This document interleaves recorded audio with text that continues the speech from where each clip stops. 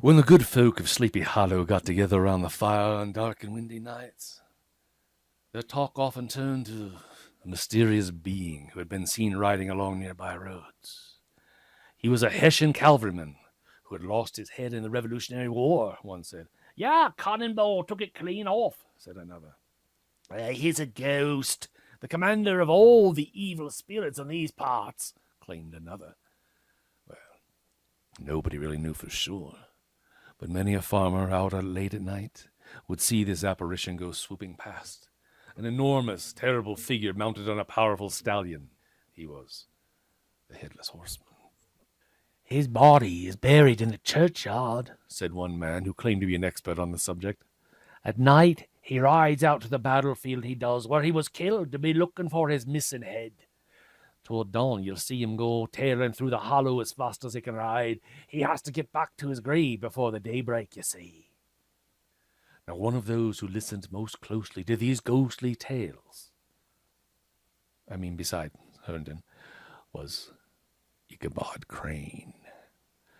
Ichabod was the town's schoolmaster, and a man who thought he knew a thing or two about ghosts himself. Ichabod, indeed, did look something like a crane. He was a tall, lanky young man with long arms and legs and hands that dangled a mile out of his sleeves and feet like shovels. His small head was perched on a skinny neck. He had huge ears and a long, pointed nose that made his head seem like a weather vane pointing in the direction of the wind. Many said that Ichabod looked like a scarecrow from some cornfield or other.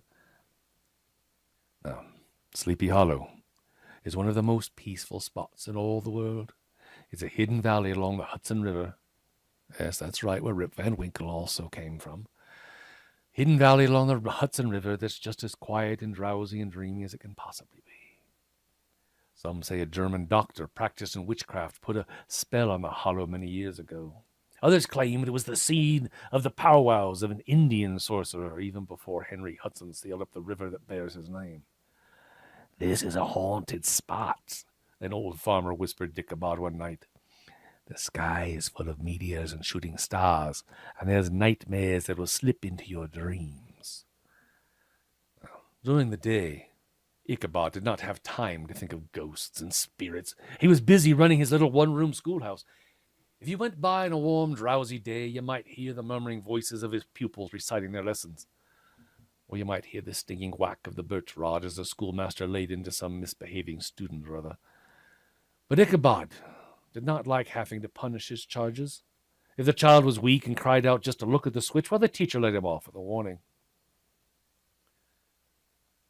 When he had to beat a tough young lad for mischief, though, Ichabod assured the boy that the lashing was for your own good, lad. In point of fact, Ichabod liked his pupils. When school was out, he would even become the companion and playmate of the older boys. And he would sometimes walk the younger ones home, especially if they had a pretty older sister. Or if their mother happened to be a good cook, you know. Ichabod always tried hard to keep on good terms with the families of his pupils. He had no choice. Ichabod's salary was very small, and Ichabod's appetite was very large. What's for dinner? Were often the first words out of Ichabod's mouth. Though skinny, he could swallow a huge meal the way an anaconda snake does. As part of Ichabod's pay, he would room and take his meal with the farmers whose children went to his school. He lived with each family for 1 week and then moved on. Over the year, Ichabod made the rounds of the neighborhood, all his belongings tied up in a big cotton handkerchief. Farmers in those days sometimes thought that schooling cost too much, or that schoolmasters were just lazy drones. To make the burden lighter, and to make himself useful, Ichabod would help his hosts with their chores whenever he could. He helped the farmers to make hay. He lent a hand when they mended their fences. He took horses to water. He drove cows to pasture. He cut wood for the winter fire. Let me take care of your little lambs, he would say to the mothers. And he would sit for hours with one child on his knee, at the same time using his foot to rock another in its cradle. One of Ichabod's great pleasures was to pass the long winter evening sitting by the fire with the farmers' wives as they told tales of ghosts and goblins. They would talk while they spun wool and roasted apples in the fireplace. The field down yonder is haunted, someone would say. Yeah, there's a goblin that lives under that bridge, another would claim. I've seen him with my own eyes, I have. Ichabod had his own tales to tell. He had read books on witchcraft and could relate to stories of omens and the odd sights a person could see in the night. He would tell of the dangers of comets and shooting stars. Sometimes he would scare those ignorant people by telling them the world actually turned around, and that without knowing it, they spent half their time upside down.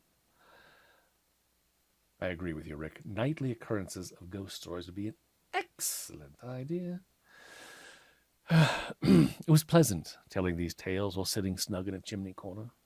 The room would glow with the heat of the crackling wood fire, and of course, no ghost would dare to stick his head inside there. Yes. Oh, yes. But walking home afterwards. Yes, walking home afterwards was another story altogether, wasn't it?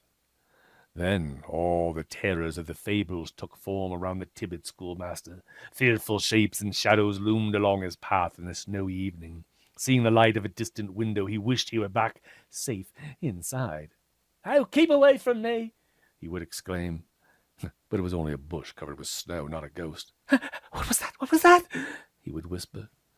It was merely the sound of his own feet breaking through the snow. It got so that he dreaded even to look over his shoulder in case someone was following him. Yes. But there was one spirit that Ichabod Crane feared more than any other. And no, it was not the ghostly Uber driver. No. It was one of the old farmers' wives, called the Galloping Hessian of the Hollow. Sometimes, very late at night, walking through some dark and shadowy glen, Ichabod would suddenly hear a rushing blast come howling through the trees. "It's only the wind," he would tell himself. Only the wind. But he could never completely convince himself that it wasn't the Headless Horseman. Now, in addition to teaching school and helping out around the farms where he lodged, Ichabod Crane was the singing master of the neighborhood. He earned many bright coins by instructing young folks in the singing of hymns. On Sundays, he was very proud to take his place in front of everyone at church and lead his little group of chosen singers. "I think," he would confide to his friends afterwards, "I think that our hymns this morning really outshone everything else about the service. Don't you agree? Everything else." Certainly you could hear Ichabod's voice above everyone else's. It carried half a mile at least to the other side of the mill pond, and they say that even to this day, on a quiet Sunday morning, the faint notes of Ichabod Crane's high voice still echo in the air near the old church. Now, Ichabod was an educated man. He was a gentleman with tastes and knowledge way beyond what the rough countrymen could brag of. He proved to be popular with all the girls and women of that rural neighborhood. Whenever Ichabod came to visit, they were likely to set out extra cakes and candies and to make use of their best silver teapots. Ichabod went out of his way to encourage the good opinion of the ladies. He would talk with them after church on Sundays. He would gather grapes for them from the wild vines that overran the surrounding trees. Well, the ones he could rescue away from the magpies, because they too are very fond of grapes, of course. He would recite for their amusement all the sayings carved into the gravestones in the churchyard. "Here lies my wife, and let her lie," he would read. "She's at peace, and so am I." And all the ladies would giggle. Ichabod would go walking with a whole group of them down by the mill pond, while the bashful country bumpkins hung back. Now these young country boys were shy as sheep, and they envied Ichabod's elegance and easy way with the girls. The ladies thought Ichabod a man of great learning. He read to them from A History of New England Witchcraft. Witches and magic were subjects that he believed in most firmly himself. Wise and educated though he was, Ichabod still loved weird and unusual tales. Living in Sleepy Hollow whetted his appetite for legends of ghosts. The more wild and strange the story, the more likely he would swallow it. Often after school, he would lie in the clover near the gurgling brook and read for hours about witches and goblins and ghosts. It would already be growing dark by the time he headed for home. Every sound of nature spooked his excited mind. The cooing of a whippoorwill from the hillside, The croak of a tree toad, the hooting of an owl, even the rustling of birds in a bush made Ichabod's hair stand on end. Fireflies scared him. A beetle might bump into him in the dark, and he would jump 10 feet, sure that he'd been touched by a witch. The only way Ichabod could make it home was to sing his hymns, which he thought would drive away the evil spirits, or at least drown out the noises they made. There goes Ichabod Crane, a farmer in Sleepy Hollow would say to his wife as they sat by their house at night. I hear that scrawny school teacher's voice again. Aye. But however many fears and frights came over Ichabod, they were merely the terrors of his own mind. Though he'd seen many spectres in the darkness, and even been pursued by the devil in various shapes, daylight always put an end to these evils. Ichabod's life was actually, well, a safe and pleasant one, really. Until one day, his path was crossed by a being who has caused more trouble for mortal man than all the ghosts and goblins and witches put together. A woman. Miss Van Tassel, Ichabod Crane said one evening, your voice was just as marvelous tonight. You are certainly making great progress. Ichabod had just finished giving his little group of singers their weekly music lesson, and Katrina van Tassel, the young lady he spoke to, looked at him through her eyelashes. Why, thank you, Master Crane. You are too kind. She threw him a very sweet smile, which he quickly returned. Please give my best wishes to your mother and your father, Ichabod said as she started for home. Oh, I will. I'm sure they would be happy to have you visit sometime soon. The schoolmaster's Adam's apple moved up and down. He blushed with happiness. He kept staring down the road long after Katrina had disappeared, imagining her in his mind's eye. Imagining, well, Katrina, he smiled to himself. Katrina van Tassel was the only child of one of the most prosperous Dutch farmers of those parts. She was plump as a partridge and soft and rosy-cheeked as one of her father's luscious peaches. She was famous for her beauty, just as famous for her family's riches, which she would someday inherit. Of course, not everyone saw her through rose-colored glasses the way Ichabod did. Oh, that little snip, one farmer's wife said of her. Why, she's just a flirt and she's stuck on herself. Look at the way she dresses. It was true that Katrina liked to dress up in the bright gold jewelry that her great-grandmother had brought from Europe. Katrina's skirt was shockingly short for those days. All the better to show off the prettiest foot and ankle in the neighborhood, though. Ichabod Crane had a soft spot for all women. So, well, it's not surprising, is it, that he fell for such a pretty girl as Katrina, especially when he found out how rich her family was. Welcome, schoolmaster! Ha ha ha! Boomed old Baltus Van Tassel when Ichabod paid the family a visit. Katrina's spoken very highly of you, schoolmaster. Katrina's father welcomed Ichabod with a hearty slap on the back. She has she? Ichabod stammered. Oh, of course, she's by far my most talented singing student. Her voice is just like a nightingale's. I declare it is. Oh, she's full of stories about you. Ha ha! She says you're the smartest man she ever met. Well, I don't know about that. But very pleased with himself, Ichabod looked down at his big shovel-like feet. As soon as he had a chance, he also looked all around the Van Tassel farm, which stood in a fine spot on the banks of the Hudson River. The barn was as big as a church. Rows of plump pigeons cooed from its roof. Sleek, fat hogs were lounging comfortably in their pens, or strolling out now and then to sniff the air, perhaps. A flock of snow-white geese, along with a squad of ducks, drifted lazily in the pond. Several big turkeys went gobbling around the farmyard as if they owned it. And to top it off, a magnificent rooster strutted across the yard. He flapped his wings, he crowed with pride and happiness, and then he scratched on the earth to find some grubs for his family of hens and chicks. My, what a fine farm you have, Ichabod told Katrina's father. I can't help admiring all your animals. They're so handsome, so well fed. In fact, Ichabod's mouth was veritably watering. Everywhere he looked, he saw not animals but food, ham and bacon, beef and sausages. When he looked at the pond, he saw geese in their gravy and ducks swimming in a nice onion sauce. Seeing the pigs, he imagined them roasted with apples in their mouths. He thought about turkeys stuffed and browned from the oven. He could even see the rooster plucked and cooked, lying on his back and ready to be carved. He knew for sure they'd be making all kinds of cheeses out there in the smokehouse and such. You have a good eye for livestock, said the proud Baltus Van Tassel. Come into my house. My wife's been dying to meet you, sir. Everything about the house told Ichabod of the family's wealth. Outside were harnesses and nets for taking loads of fish from the river. Huge bags of wool stood ready to be spun into yarn. Inside the walls were hung with colorful Indian corn and strings of dried apples and peaches and red peppers. This is our best parlor, said Mrs. Van Tassel, proud to show off her home to the schoolmaster. The polished wooden table shone like a mirror. In the corner she opened a cupboard so that Ichabod could admire their treasure of old silver.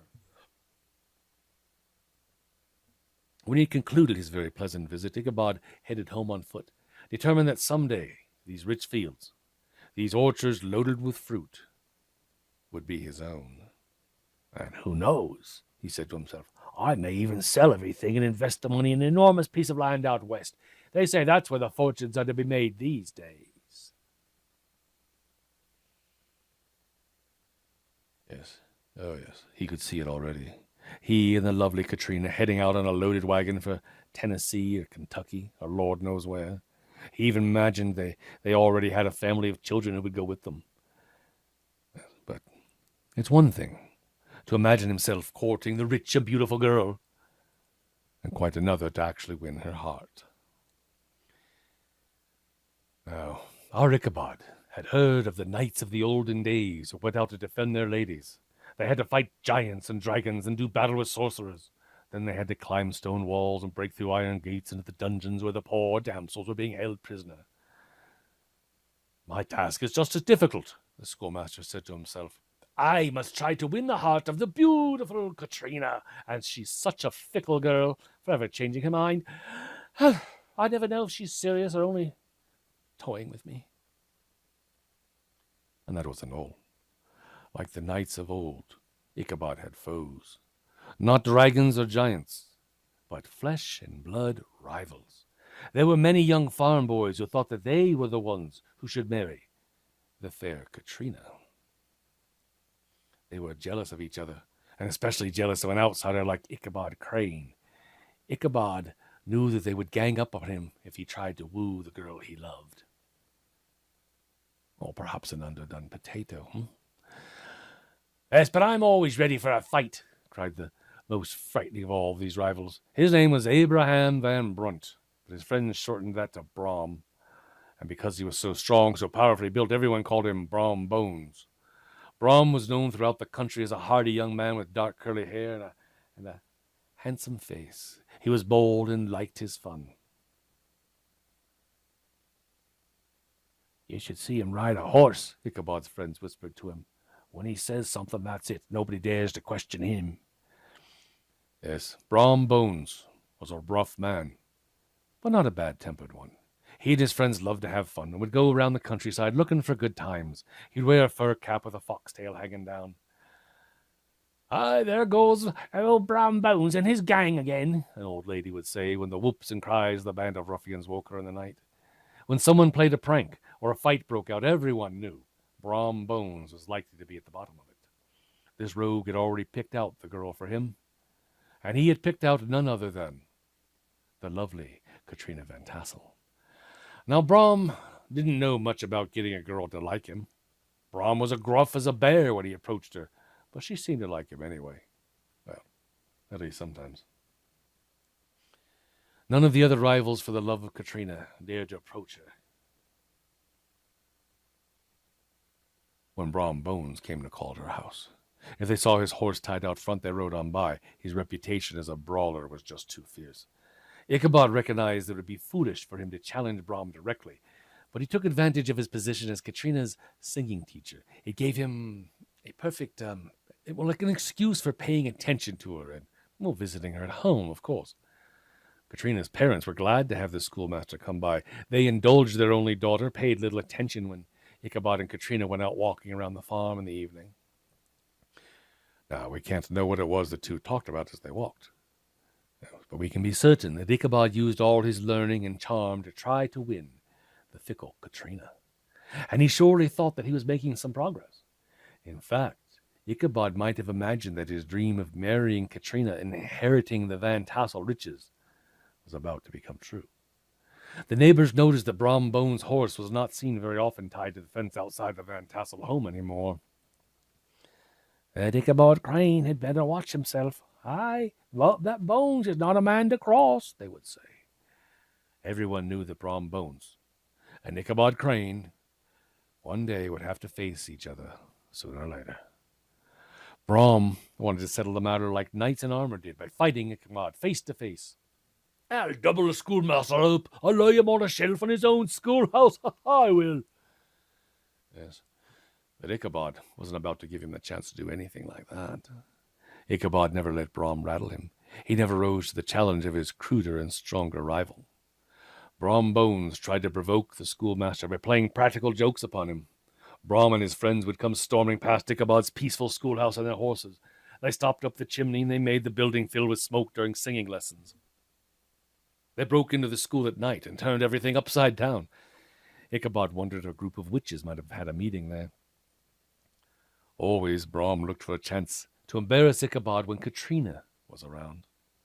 Once he took a mangy old dog and taught him to whine and howl in a very funny way. He sent this dog to sit outside during singing lessons and howl when he heard Ichabod's voice. The summer passed, and still the two rivals never fought it out. Now it was a fine autumn afternoon. Ichabod sat at his desk in the school. In the drawers were all those forbidden things he'd taken away from his pupils. Half-eaten papples, pop guns, rubber bands, and many, many paper tossing balls. His students now were hard at work. Ichabod had given them a taste of the birch rod not long before, so they were on their best behavior. The schoolroom was peaceful. But the quiet was soon broken by the arrival of a man riding a wild, half-broken colt. He came clattering up the schoolhouse like some important messenger. Master Crane, you're invited to a party.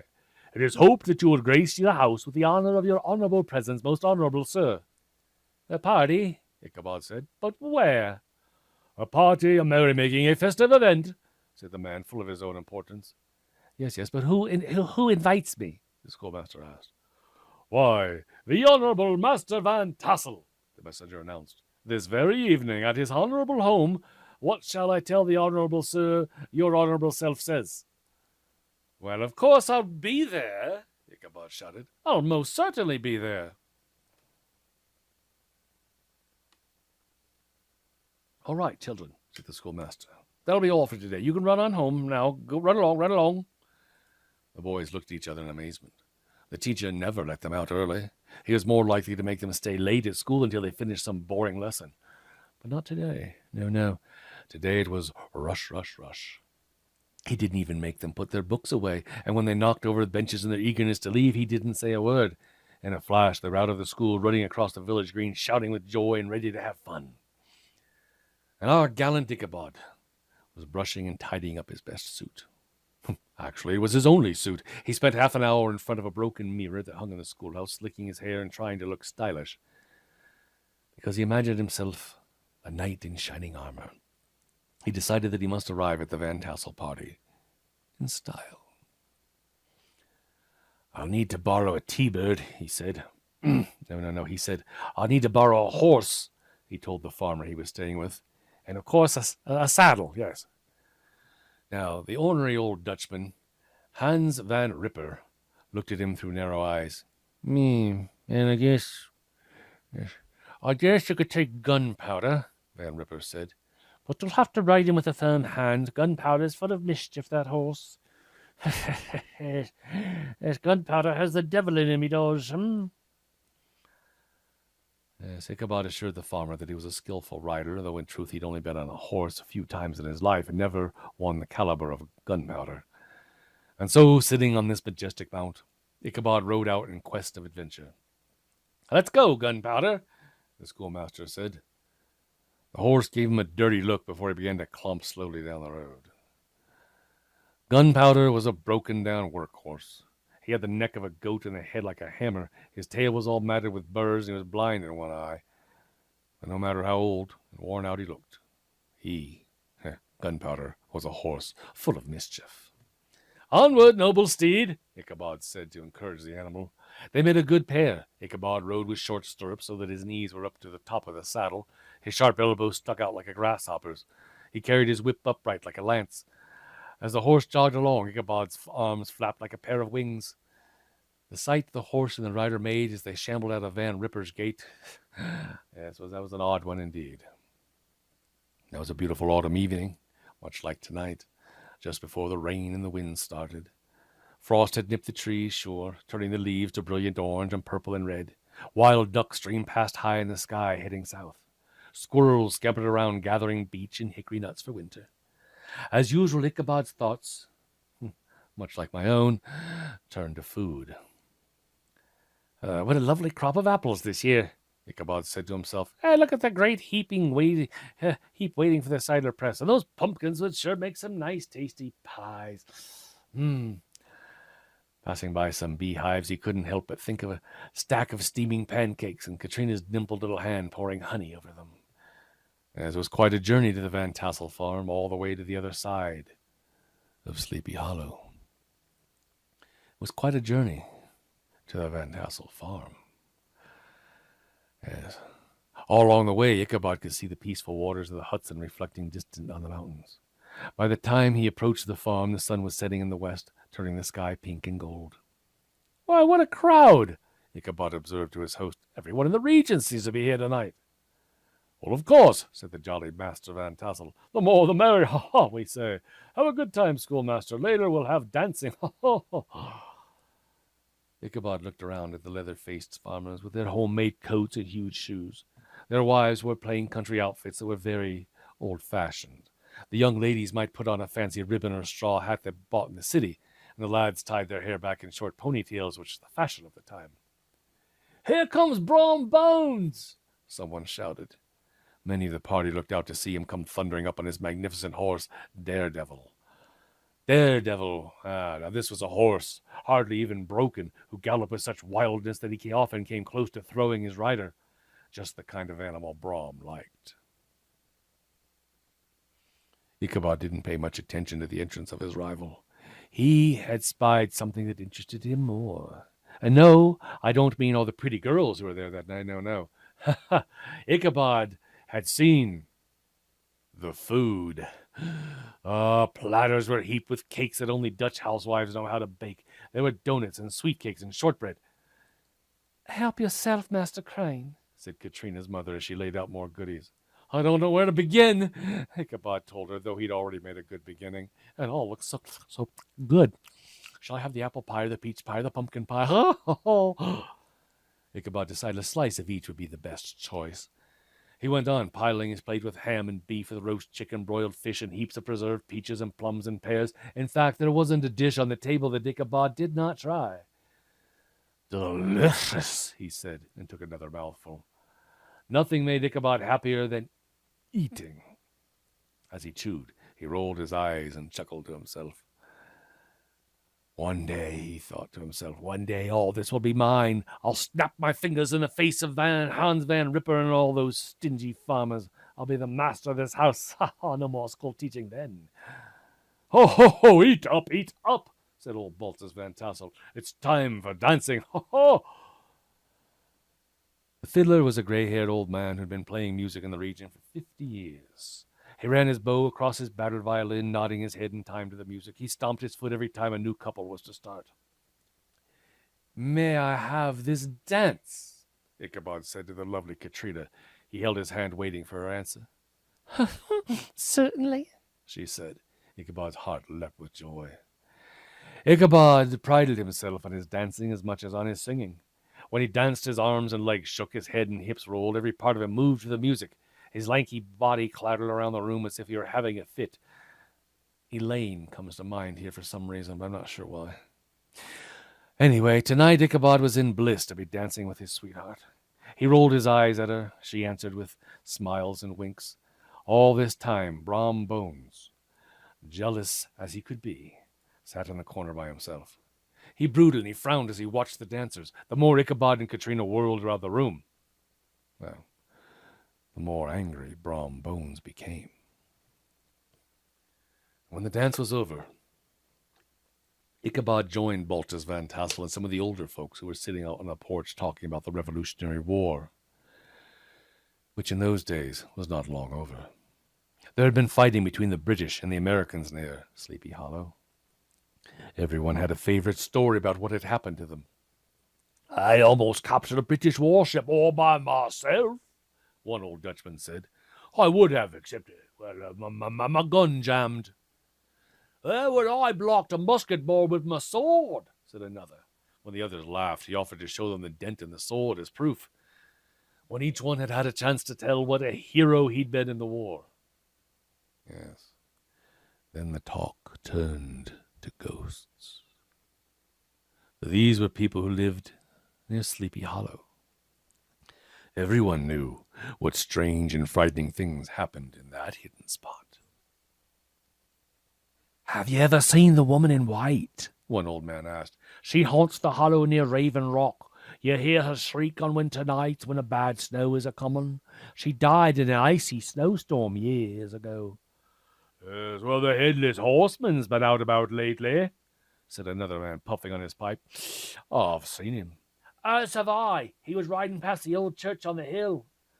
"Oh, did you hear?" said Mr. Van Tassel. "What happened to old Brower?" Oh. His friends said they had not, in fact, ever heard. "Well, he never believed in spirits and such. But one night he was riding down that road by the glen where the trees grow thick over the road that it's dark even during the day. The horseman chased old Brower over the hill and dale until they reached the bridge that crosses the stream down there, much like the entrance to the library, I might add. At that point, the horseman turned into a skeleton and threw over the trees with a clap of thunder, and old Brower tumbled headfirst into the stream. The men nodded at this new tale, a lesson to those who don't believe. "Yeah, I met the silly Headless Horseman once," a voice said.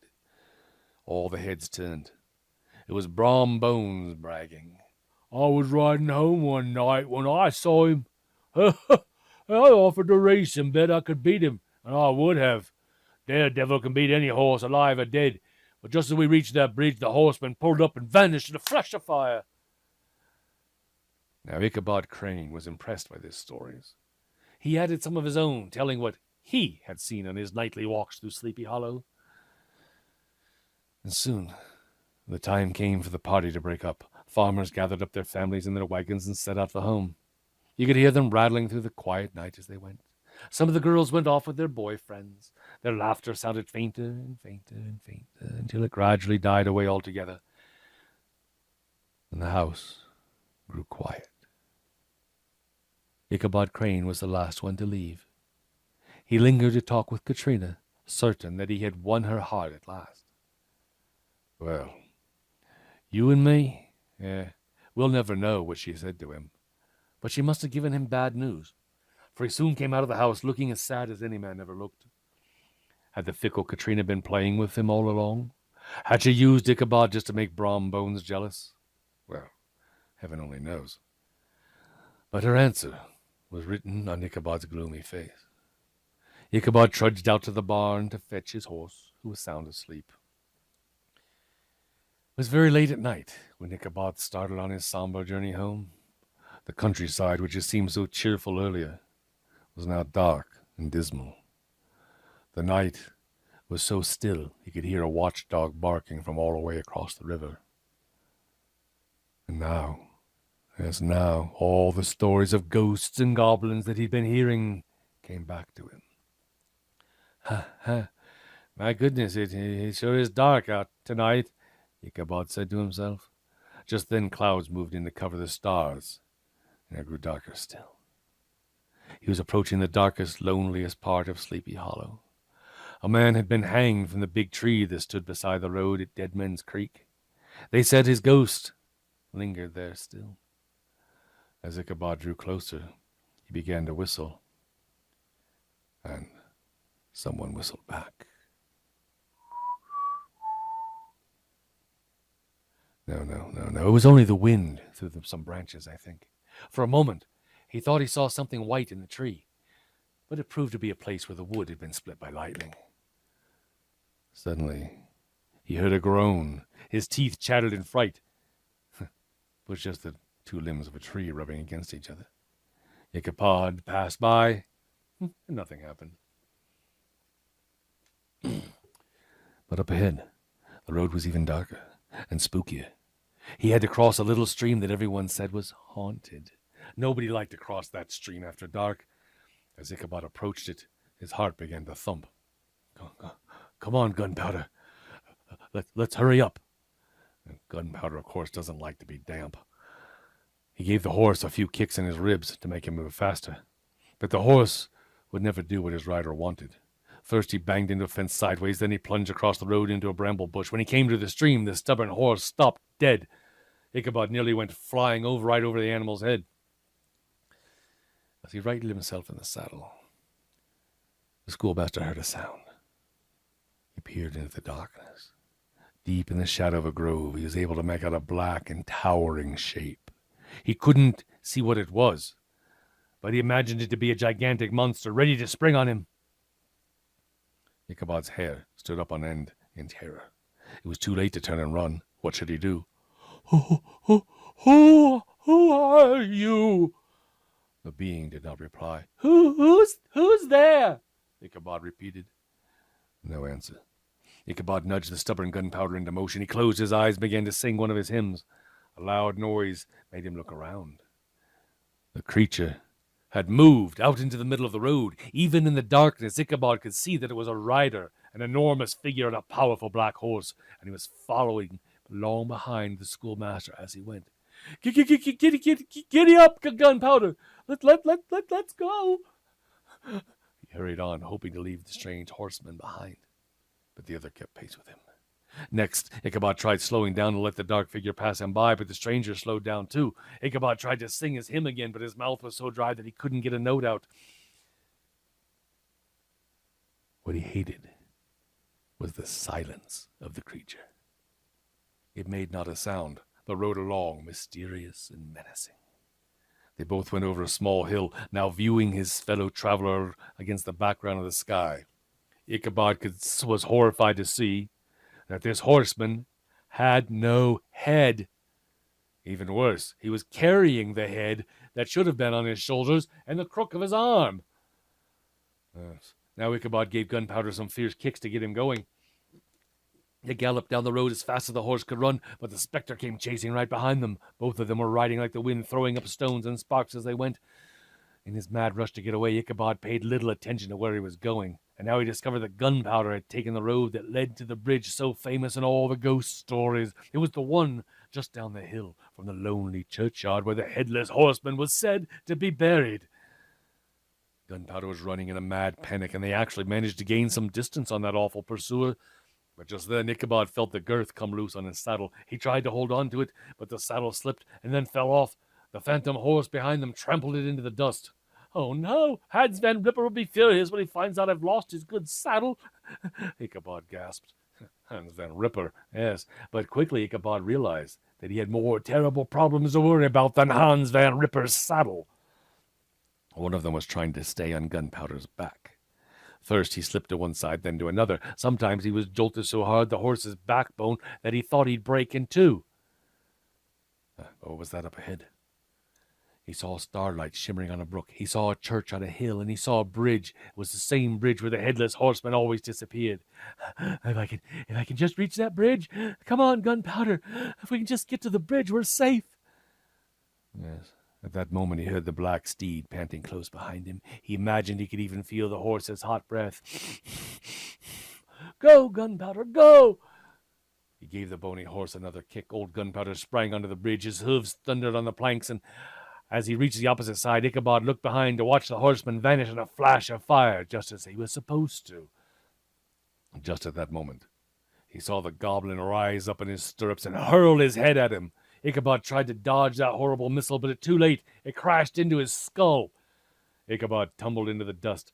Gunpowder, the black steed, the goblin rider passed by like a whirlwind. The next day, old Gunpowder was found without his saddle, munching grass by his master's gate. Ichabod did not appear for breakfast. The dinner hour came, but no Ichabod. The children showed up at school, but not their schoolmaster. Well, what could have happened to Ichabod Crane, wondered Hans Van Ripper. And where's my saddle? His neighbors helped him look. They found his saddle trampled in the dirt. Welcome, Kylie.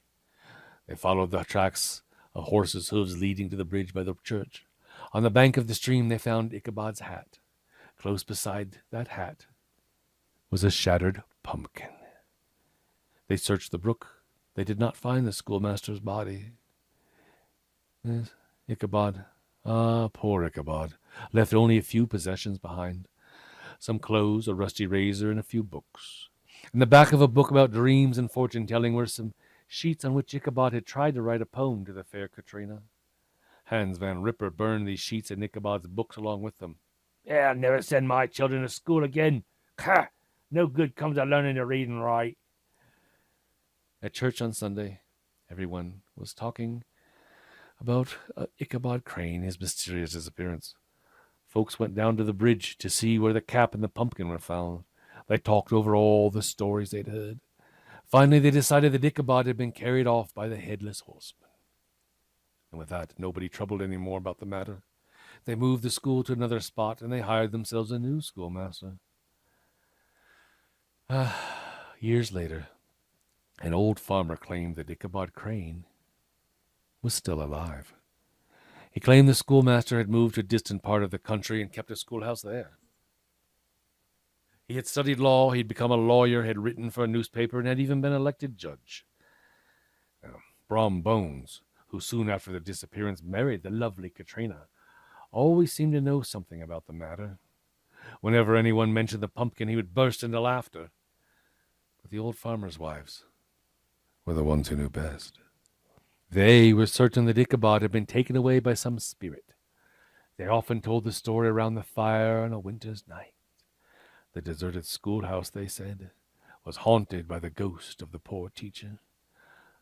A boy walking by there on a summer night would sometimes hear a distant voice singing a hymn, and the sound drifting sadly through the quiet of Sleepy Hollow.